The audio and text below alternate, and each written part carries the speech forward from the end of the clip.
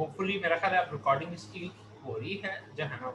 Okay, so we was talking about every individual electron was having the associated wave function with it. Her electron के साथ उसका एक wave function associate होता है। इसके अलावा जो इम्पोर्टेंट चीज हमने पढ़ी थी वो डायपोल मोमेंट था।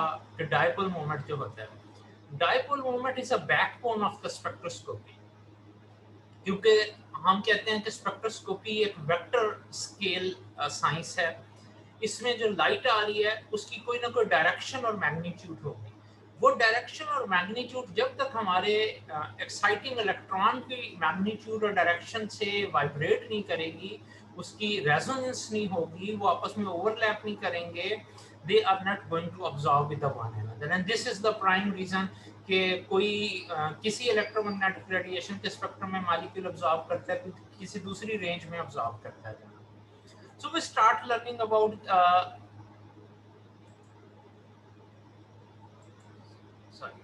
So we start learning about this one. We're talking about the energy of the system, and then we says that the energy of the system, depending upon the radiation and the matter, can be obtained from.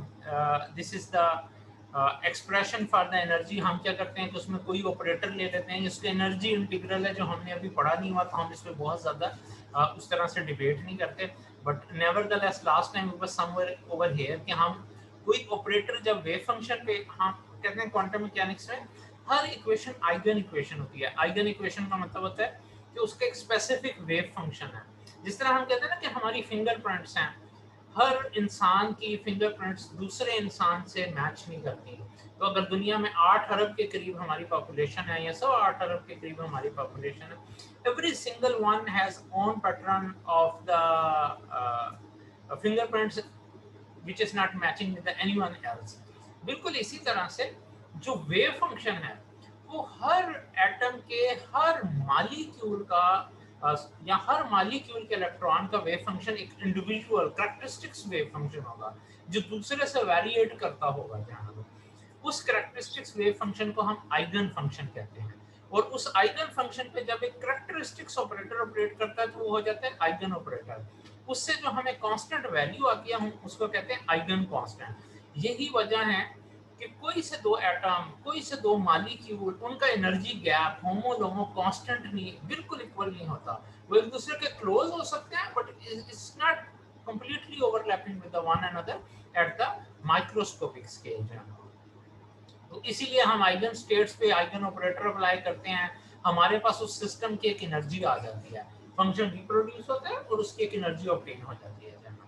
उस energy पे depend करता है हमारा होमो-लोमो का gap, हमारी आने वाली spectroscopy की सारी transitions will be depending upon this one. तो इस तरह से हम एक इंटरेक्शन टर्म डिफाइन करते हैं जिसको इस बुक में W से रिप्रेजेंट किया गया है। डिफरेंट बुक्स दिस नॉमेनक्लेचर में वेरीज अ लिटिल बिट, तो ये नॉमेनक्लेचर थोड़ा बहुत चेंज करता है। बट इंटरेक्शन टर्म क्या होती है कि हमने जो दो वेव फंक्शंस का ओवरलैप लेना, we are again and again saying that we are taking the overlap of the two wave functions.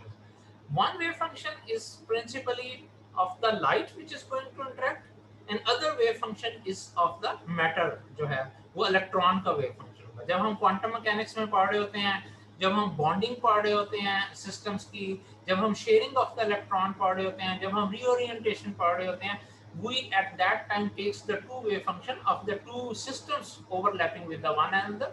जैसे हाइड्रोजन और क्लोरीन ने बनाना है, तो जो क्लोरीन के इलेक्ट्रॉन का वेव फंक्शन है वो हाइड्रोजन के इलेक्ट्रॉन से ओवरलैप होगा, तो वो मिलके जो है वो एक बॉन्ड बनाएंगे। But in that case this is not the case, we are taking up one wave function of the light and one wave function of the electron and taking their interaction term. अगर उन दोनों के दरमियान interaction term zero हो जाएगी तो इसका मतलब है ये फोटोन अब्सॉर्ब नहीं होगा सिस्टम में, ये उसमें से यहाँ पास कर जाएगा जो है ना, और सिस्टम इस लाइट फ्रीक्वेंसी को अब्सॉर्ब नहीं करेगा। लेकिन अगर इस इंटरेक्शन की कोई वैल्यू होगी तो फिर इसका मतलब है कि ये जो फोटॉन है ये जाके अब्सॉर्ब होगा। अब सारे मटेरियल एक जितना अब्सॉर्ब नहीं करते। अगर आप डिफरेंट मटेरियल्स लें absorbing in the visible range, आप देखते हैं कि हमने मोलर एक्सटेंशन कोएफिशिएंट पढ़ा हुआ है, हमने मोलर अब्सॉर्प्शन कोएफिशिएंट पढ़ा हुआ है कि किसी की अब्सॉर्ब करने की कैपेसिटी ज़्यादा है, किसी की अब्सॉर्ब करने की कैपेसिटी कम है, किसी की अब्सॉर्ब करने की capacity at a particular wavelength बहुत कम है। तो इट डिपेंड्स अपॉन कि उनके इंटरेक्शन इंटीग्रल की वैल्यू क्या आती है। जितनी ज्यादा इंटरेक्शन, हम इसको कहते हैं कि नॉर्मलाइज्ड इंटीग्रल, यानी अगर ये 1 होगा तो 100% है, और यूजुअली ये 1 से लेस होती है, 0.6 हो सकती है, 0.7 हो सकती है, 0.4 हो सकती है। So interaction integral can have the several different values. Quantum mechanics में हम कहते हैं कि अगर हमने मसलन हैमिल्टोनियन ऑपरेटर है, पता नहीं आप लोगों ने शायद ना पढ़ा हो, या अगर पढ़ा हुआ है तो हैमिल्टोनियन ऑपरेटर एक एनर्जी ऑपरेटर होता है। उसमें हमारे पास क्या होता है, उसमें हमारे पास हम कहते हैं कि it is a sum of two operators, एक काइनेटिक एनर्जी का ऑपरेटर है और एक किसका, पोटेंशियल एनर्जी का ऑपरेटर है। यहाँ पे हम कह रहे हैं कि हमारा जो ऑपरेटर है उसके दो पार्ट्स हैं, एक एच नॉट और एक एच रेडिएशन। यानी एक हमारा जो एच नॉट है, फॉर एग्जांपल ये जो इलेक्ट्रिक फील्ड है ये हमारे इलेक्ट्रॉन का इलेक्ट्रिक फील्ड है जिसने रेडिएशन के साथ इंटरेक्ट करना है, और जो हैमिल्टोनियन ऑलरेडी सबस्क्रिप्ट के साथ लिखा गया है ये उस रेडिएशन का हैमिल्टोनियन है जिसने आके इस इलेक्ट्रॉन के साथ इंटरेक्ट करना है। So we need to take the Hamiltonian as a sum of the two Hamiltonians arising from this one, ठीक है। उसको हम कंबाइन करते हैं, उन रेडिएशंस को डिफाइन करते हैं, जो है ना वो जब लाइट सोर्स को उसको एक्सपोज करते हैं हमारे पास जो है, तो हमें उसकी एक श्रोडिंगर इक्वेशन लिखनी होती है। श्रोडिंगर इक्वेशन क्या होती है, श्रोडिंगर इक्वेशन होती है कि हम अपना ऑपरेटर डिफाइन कर लें, उस ऑपरेटर को अपने वेव फंक्शन पे ऑपरेट कर लें जो है वो। इसका मतलब है कि अगर हमने इस सिस्टम की, अच्छा यहाँ पे एक जो है ना वो order of the perturbation use किया हुआ है उसने, हम इसको स्किप कर रहे हैं, ये इंशाल्लाह नेक्स्ट सेमेस्टर में हम अगर क्वांटम मैकेनिक्स जो भी आपको टीचर पढ़ा रहा होगा वहाँ पहले परटर्बेशन पढ़ेंगे तो फिर यहाँ पे यूज करेंगे। परटर्बेशन होती क्या है, परटर्बेशन होती है कि मेरे पास if you can see me on a screen, मेरे पास ये एक मोबाइल है, ठीक है। अब मैं क्या करता हूँ, इसको स्मॉल यहाँ से जो है वो लिफ्ट कर देता हूँ। तो मैंने क्या किया है, इसकी ये इक्विलिब्रियम पोजीशन थी, मैंने इसकी इक्विलिब्रियम पोजीशन को डिस्टर्ब कर दिया है। I have lifted this from the equilibrium position. जैसे मैं इसको लीव करूंगा सिस्टम क्या करेगा, फौरन अपने इक्विलिब्रियम पोजीशन पे वापस आने की कोशिश करेगा जानना। सो जो स्मॉल स्केल इंटरप्शन होती है उसको हम कहते हैं परटर्बेशन, कि हमने सिस्टम को परटर्ब्ड कर दिया। हाँ, लेकिन अगर मैं इसे यहाँ से उठा के यहाँ ले जाऊं तो ये मैंने परटर्ब नहीं किया, ये मैंने सिस्टम ही चेंज कर दिया, उसके पूरे कोऑर्डिनेट ही चेंज कर दिए, तो उसको हम परटर्बेशन नहीं कहते। Perturbation is only small scale change happening in the system. उसको सॉल्व करने के कई मेथड हैं उस परटर्बेशन मेथड को, इसने उसमें परटर्बेशन मेथड दिया हुआ है। परटर्बेशन मेथड में हम क्या करते हैं कि ओरिजिनल हैमिल्टोनियन में अपनी इंटरेक्शन टाइम्स जो है वो फंक्शन ले लेते हैं, उसका ये लैम्डा उसका परटर्बेशन पैरामीटर है, उस उन दोनों को डिफाइन करके हम अपना हैमिल्टोनियन, क्योंकि जब वो नई पोजीशन पे चला गया, अपनी रेस्ट पोजीशन से नई पोजीशन पे चला गया, तो अब इस स्केल ऑफ द परटर्बेशन को डिफाइन करने के लिए हमें इस हैमिल्टोनियन में जो है वो कुछ ना कुछ करेक्शन करनी पड़ेगी। तो वो करेक्शन यहाँ पे आ गई कि हमने उसमें जो है ना वो कुछ ना कुछ जो है वो करेक्शन अरेंज कर दी, तो वो करेक्शन हमारे पास यहाँ पे आ गई जो है ना। ओके, अच्छा, इसी तरह की करेक्शन हम अपने वेव फंक्शन में भी करेंगे। देखिए ना, इलेक्ट्रॉन रोटेट कर रहा था, वो परफेक्ट इक्विलिब्रियम में था। हमने लर्न किया हुआ है कि हमारे पास न्यूक्लियस है और उसके गिर्द इलेक्ट्रॉन रोटेट कर रहा है। जब तक ये इसी न्यूक्लियस के गिर्द रोटेट कर रहा है, it is keeping a constant distance around the nucleus. ना वो अपना डिस्टेंस न्यूक्लियस से कम करता है, ना वो न्यूक्लियस से दूर जाता है। जैसे ही इसके साथ आपने लाइट इंटरेक्ट की, इसका न्यूक्लियस के साथ डिस्टेंस, अगर ये पहले यहाँ पे था, ये यहाँ चला गया, इसका डिस्टेंस बढ़ गया न्यूक्लियस के साथ, तो ये क्या हो गया, ये परटर्ब्ड हो गया। इस परटर्बेशन को डिफाइन करने के लिए जहां हमने इसके ऑपरेशन में, ऑपरेटर में करेक्शन की है, वहीं हमें इसकी एनर्जी में भी करेक्शन करनी होगी, वहीं हमें इसके वेव फंक्शन में भी करेक्शन करनी होगी। तो जिस तरह से हमने ऑपरेटर में किया था कि हमने उसका जो है वो पैरामीटर टाइम्स जो है वो हमने उसकी इंटरेक्शन टर्म्स को लिया था, इसी तरह से हम यहाँ पे परटर्बेशन पैरामीटर को क्या करेंगे, वेव फंक्शन के साथ मल्टीप्लाई करते जाएंगे। ये एक पोलिनोमियल प्रोसेस होता है। पोलिनोमियल प्रोसेस का मतलब है first order correction, zeroth order correction term, आपको पता है exponent raise to the 0 is equal to the 1, इसका मतलब है यहाँ पे लैम्डा रेज टू पावर 0 है जो कि 1 के बराबर है, इसलिए लैम्डा नहीं लिखा, तो ये जीरोथ ऑर्डर टर्म हो गई। यहाँ पे लैम्डा रेज टू पावर 1 है, ये फर्स्ट ऑर्डर टर्म हो गई। यहाँ पे लैम्डा रेज टू 2 है, ये सेकंड ऑर्डर टर्म होगी। So in this way we have a complete polynomial correction in the wave function for the perturbation. हम क्या करते हैं कि यूजुअली कहते हैं कि first order correction will be the end of, हम सेकंड ऑर्डर को भी नहीं कंसीडर करते, क्योंकि हम कहते हैं scale of the disturbance is very small, तो इसलिए हमें हायर ऑर्डर ऑफ द वो नहीं लेनी पड़ेगी। हाँ, जितनी ज्यादा लाइट होगी, जितना पॉलीमर सब्सटेंस है हमारा सॉलिड स्टेट सब्सटेंस है, हम सॉलिड स्टेट स्पेक्ट्रोस्कोपी पढ़ रहे हैं, उस केस में फिर हमें हायर ऑर्डर पॉलिनोमियल करेक्शंस भी लेनी पड़ेंगी, क्योंकि वो सारी उसमें इंपॉर्टेंट होगी। बिल्कुल उसी तरह से जो हमारे पास जो पैरामीटर है उसको हम एनर्जी में भी डिफाइन कर रहे हैं नीचे, वो भी इसी तरह से कि हम यूजुअली फर्स्ट ऑर्डर करेक्शन से उसकी लेते हैं। Very rare that we consider the second order correction, higher order corrections जो है वो इतनी ज्यादा इंपॉर्टेंट नहीं होती इन द सीरीज। इन सारों को अगर हम इसकी first order, second order, third order जमा कर लें तो हमारे पास उसकी total energy of the system आ जाती है। पर्टर्बेशन में हम क्या करते हैं, पर्टर्बेशन में हम कहते हैं कि बजाय इन सारों को अलग-अलग सॉल्व करें, क्या एक ऑपरेटर लें, एक उसका कोरेस्पॉन्डिंग वेव फंक्शन लें, एक उसकी कोरेस्पॉन्डिंग एनर्जी लें, सारों को ऑब्जर्व करें, हम उसकी जीरोथ ऑर्डर करेक्शन टर्म ले लेते हैं, जीरोथ ऑर्डर इक्वेशन डिफाइन कर लेते हैं। ठीक है, इसी तरह से हम उसके लिए एक perturbation term, instead of taking over here the operator, हम क्या करते हैं उसके लिए W ले लेते हैं। W हमने पहले यहाँ पे ऊपर डिफाइन किया है कि W जो है वो बेसिकली हमारे पास इंटरेक्शन टर्म है, तो हम नीचे क्या करते हैं इंटरेक्शन टर्म ले लेते हैं, यानी ये जो रिप्रेजेंट कर रहा है ये बेसिकली क्या है, ये ओवरऑल इंटीग्रल है।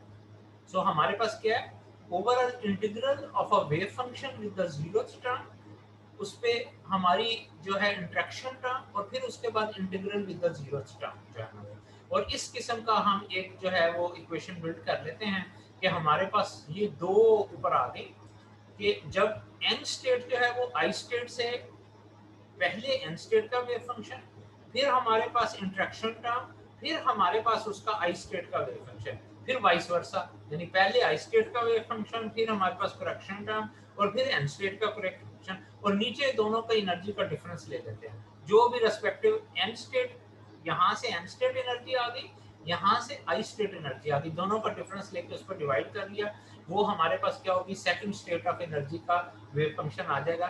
इस तरह हमारे पास ये first order correction term, first order energy आ गई, ये सेकंड ऑर्डर करेक्शन एनर्जी आ गई। अगर हम थर्ड ऑर्डर ले रहे होते तो फिर यहाँ पे i इज इक्वल टू 3 हो जाता, ठीक है। उसी तरह से जीरोथ करेक्शन, सेकंड, फिर zero, second, zero minus second, हमारे पास यहाँ पे 3 आ जाता, हमारे पास third order correction term of the system आ जाती है। अच्छा, an example of using the stationary state perturbation, अगर stationary state perturbation को हमने कैलकुलेट करना हो मैग्नेटिक फील्ड के लिए, क्वांटम मैकेनिक्स में हम उसको किस तरह से करते हैं, हम उसको जो है एनर्जी ऑफ द स्टेट लेते हैं, ये इसमें माइनस साइन आएगा जहाँ, वो परटर्बेशन क्या करती है, सिस्टम को स्टेबलाइज नहीं करती, सिस्टम को डीस्टेबलाइज करती है। इसीलिए हम कहते हैं कि जब भी कोई इलेक्ट्रॉन एक्साइट होकर हायर एनर्जी स्टेट में जाता है, is always less stable over there, it has to come back to the ground state, उसे वापस अपनी स्टेट में आना होगा, he has to transit back to the state from where he was excited to the next level of the state. So उसे वहां पे जो एनर्जी उसने जो इम्बैलेंस आया था it is for a very particular period of the time, इसलिए यहाँ पे नेगेटिव टाइम है।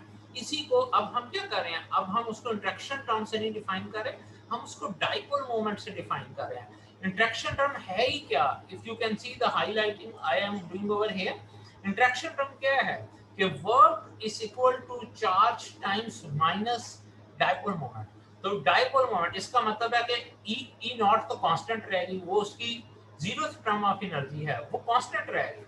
सिस्टम की ग्राउंड स्टेट में और सिस्टम की एक्साइटेड स्टेट में एक्चुअली चेंज क्या हुआ है, that is a change of the dipole moment. So if we want to need the calculate the energy difference between the two states, we need to calculate it, what effect the dipole moment change is causing in the ground state of the system and in the excited state of the system। तो हमें उसको dipole moment की change को consider करना होगा, उसकी ground state change को consider करते हुए और उसकी एक्साइटेड स्टेट चेंज को कंसीडर करते हुए। अच्छा, इस सारे एक्सप्रेशन को जो ऊपर इतना कॉम्प्लिकेटेड था, अब हमने इतना सिंप्लीफाई करके लिख दिया कि ठीक है, अगर आपने एनर्जी स्टेट का डिफरेंस लेना, ई नॉट लेट से मेरा हाईएस्ट ऑक्यूपाइड ऑर्बिटल है, होमो है, ठीक है, और ई मेरा लोमो है जो है ना, वो हाईएस्ट, सॉरी मैं उल्टा कह रहा, ई नॉट मेरा लोएस्ट ऑक्यूपाइड यानी लोमो है, और ई मेरा होमो है। तो उन दोनों का एनर्जी गैप बेसिकली डिपेंड करेगा उनके डाइपोल मोमेंट के, कि डाइपोल मोमेंट से उन्हें मल्टीप्लाई करने पड़ेगा कि ई नॉट डाइपोल मोमेंट कितना था उसका जो है। E naught is a classical energy of the molecule in the absence of the field. अच्छा, ये absence of the field क्या है? हमारे पास इलेक्ट्रॉन था, उसका एक इलेक्ट्रिक फील्ड था जो है ना वो, अब एक फोटॉन आया जिसका प्रिंसिपली मैग्नेटिक फील्ड था, इस इलेक्ट्रिक फील्ड के साथ साथ एसोसिएटेड एक मैग्नेटिक फील्ड भी था, क्योंकि इलेक्ट्रॉन एक इलेक्ट्रोमैग्नेटिक रेडिएशन है। फोटॉन आ रहा है जिसका मैग्नेटिक फील्ड है और उसकी सराउंडिंग में एक इलेक्ट्रिक फील्ड भी है, क्योंकि वो भी एक इलेक्ट्रोमैग्नेटिक रेडिएशन है। दोनों के इलेक्ट्रिक कंपोनेंट्स एक दूसरे के साथ इंटरफेयर करते हैं। इंटरफेरेंस की वजह से इलेक्ट्रॉन का जो इलेक्ट्रिक फील्ड कंपोनेंट है वो बढ़ जाता है। इलेक्ट्रॉन अगर लो इलेक्ट्रिक फील्ड के साथ मूव कर रहा था, थोड़ी देर बाद वो हायर इलेक्ट्रिक फील्ड के साथ मूव करना शुरू कर देगा। इस तरह हमने क्या किया, उसका एम्पलीट्यूड ऑफ वाइब्रेशन जो लो था उसको हाई कर दिया with the absorption of the photon in the electric field. तो इस तरह से दोनों के डिफरेंस से हम क्या कर सकते हैं, उसकी एनर्जी कैलकुलेट कर सकते हैं। और comparison of the to terms, permanent dipole moments कुछ मॉलिक्यूल के दिए हुए हैं, आप लोगों को मेरे से ज्यादा अच्छा डाइपोल मोमेंट आता होगा क्योंकि ऑर्गेनिक में पढ़ रहे होंगे, इनऑर्गेनिक में पढ़ रहे होंगे, मैं वो सब भूल गया हूँ, I just remember of the physical. लेकिन आपको पता है कि डाइपोल मोमेंट डिपेंड करता है कि दोनों में कितना डिफरेंस है, उनकी ओरिएंटेशन में कितना डिफरेंस है, उनके इलेक्ट्रॉन डिस्ट्रीब्यूशन में कितना डिफरेंस है। अगर इलेक्ट्रॉन डिस्ट्रीब्यूशन, जैसे हम कहते हैं कि इनर्ट गैसेस है ना, हीलियम है, नियॉन है, ऑर्गन है, they are the inert gases, they are not ready to react with anything, they are not easily excited जो है ना वो क्यों inert हैं, क्योंकि उनके ऑक्टेट लास्ट जो उनका शेल है वो कंप्लीट हो गया है, they have completed their octets जो है ना उसकी वजह से उनका डाइपोल मोमेंट जीरो हो गया। अगर दो इलेक्ट्रॉन हो, जैसे हाइड्रोजन है, हाइड्रोजन का मॉलिक्यूल है, दो इलेक्ट्रॉन है, जैसे हीलियम है इनर्ट है ना, दो इलेक्ट्रॉन है, एक क्लॉकवाइज रोटेट कर रहा है, एक एंटी क्लॉकवाइज रोटेट कर रहा है, दोनों का न्यूक्लियस से डिस्टेंस भी बराबर है, दोनों का चार्ज भी बराबर है, इसका मतलब दोनों का डाइपोल मोमेंट भी बराबर है। फर्क किस चीज का है, एक का डाइपोल मोमेंट क्लॉकवाइज है, एक का डाइपोल मोमेंट एंटी क्लॉकवाइज है, एक का क्लॉकवाइज है, एक का एंटी क्लॉकवाइज है। मैग्नीट्यूड भी बराबर है, दोनों का वेक्टर्स का सम कर लें, +1 -1 टर्निंग आउट 0, दोनों एक दूसरे को नलीफाई कर देंगे, over resultant dipole moment vector of the system will turn out to be the 0, तो उसका डाइपोल मोमेंट 0 हो जाएगा। जिनका डाइपोल मोमेंट 0 होता है वो लाइट अब्सॉर्ब नहीं करते, वो इंटरेक्ट नहीं करते इलेक्ट्रोमैग्नेटिक रेडिएशन। सो मॉलिक्यूल्स का जितना ज्यादा डाइपोल मोमेंट होगा, they have the more chances to react with the light, उतनी इलेक्ट्रॉन की और मैटर की इंटरेक्शन जो है वो ज्यादा होगी। So this is the case if we see the hydrogen chloride, it has a dipole moment relatively high but less than the methyl chloride जो है ना वो। मिथाइल क्लोराइड के केस में क्या होगा, क्योंकि एक क्लोरीन मिथाइल ग्रुप्स के साथ लगा हुआ है, यानी तीन साइड पे तो छोटे छोटे हाइड्रोजन है बेचारे, एक भारी भरकम क्लोरीन लगा हुआ है। So in this case the charge distribution is not equal जो है ना वो, उतने सारे मिथाइल के बना के इलेक्ट्रॉन बनने हैं, उतने क्लोरीन अकेले के इलेक्ट्रॉन है। So there is an imbalance of the distribution of the electrons between the two systems. So that's why we can say a dipole moment जो है is a very important quantity. It's very good for a physical students to remember always the unit of the dipole moment. Coulombic metre को हम basically जो है dipole moment यानी Debye, उसका ऐसा unit है, उसको डिबाई कहते हैं। उसकी वैल्यू आपके सामने स्क्रीन पे आ रही है, that the 1 debye is equal to this much coulombic metre, यानी एक कोलम्बिक चार्ज को अगर 1 मीटर मूव करना हो तो वो बेसिकली उनकी जो कंबाइंड टर्म है वो क्या बनेगी। दोबारा से डाइपोल मोमेंट का वेक्टर दिया हुआ है, डाइपोल मोमेंट का इंटीग्रल दिया हुआ है, यानी आपने कोई दो सबस्टेट्स लेनी है, आप उनकी जीरोथ एनर्जी ले रहे हैं, उनके दरमियान डाइपोल मोमेंट का वेक्टर अप्लाई कर रहे हैं, डाइपोल मोमेंट का ऑपरेटर अप्लाई कर रहे हैं, आपके पास उसकी north value of the dipole moment आ जाएगी। जब एक्साइटेड स्टेट ले रहे होंगे तो अगर मसलन हमने डाइपोल मोमेंट 1 कैलकुलेट करना है तो फिर यहाँ पे क्या होगा, हम n जो है वो +1 कर लेंगे, यहाँ पे भी n +1 कर लेंगे, हम उससे अगला वेव फंक्शन ले लेंगे और उसका हम डाइपोल मोमेंट कैलकुलेट करेंगे। अच्छा, इसके बाद डाइपोल मोमेंट को फर्दर जो है it is further explored with the dipole moment, तो the debate is continuous with the dipole moment in the book as well. अगर हम डाइपोल मोमेंट को इंड्यूस्ड डाइपोल मोमेंट, आपको पता है डाइपोल मोमेंट दो तरह के होते हैं, other uh permanent dipole moment और induced dipole moment. Permanent dipole moment क्या है कि जैसे हाइड्रोजन क्लोराइड है ना, एक के प्लस चार्ज है, एक के पास माइनस चार्ज है, दोनों के दरमियान में इंटरेक्शन है, इनके परमानेंट डाइपोल मोमेंट्स हैं।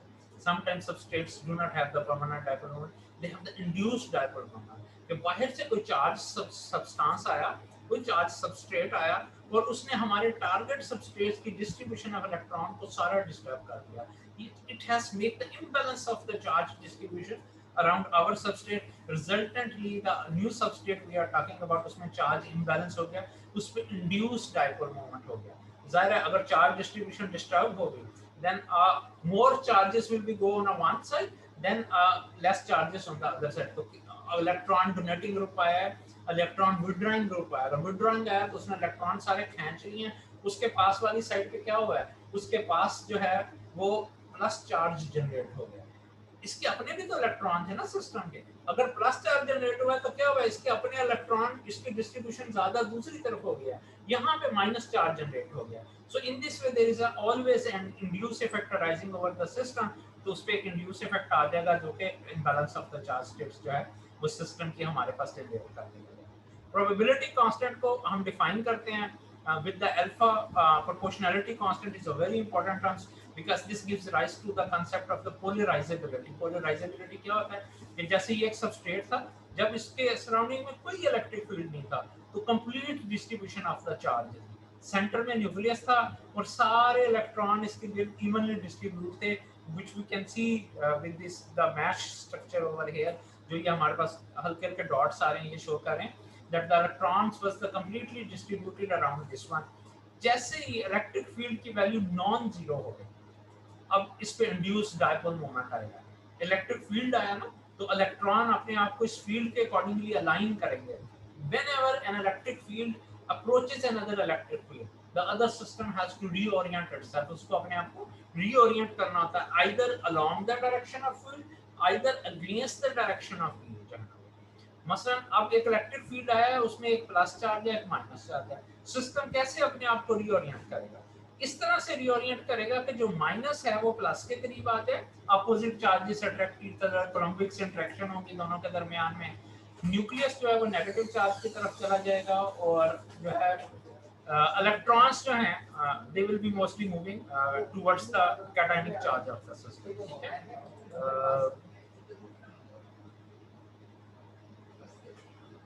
नान कितना टाइम हो गया क्लास का? सर 26 मिनट हो गए. चले हम यहीं से कंटिन्यू करेंगे, ठीक है, नेक्स्ट क्लास में. जी सर इंशाल्लाह. सर आपसे एक बात करनी थी इसके. मुझे बाद में व्हाट्सएप कर दीजिएगा, ठीक है? जी सर. नहीं तो नेक्स्ट क्लास में डिस्कस कर लेंगे. जी सर. ठीक है बेटा, अल्लाह हाफिज. Okay sir.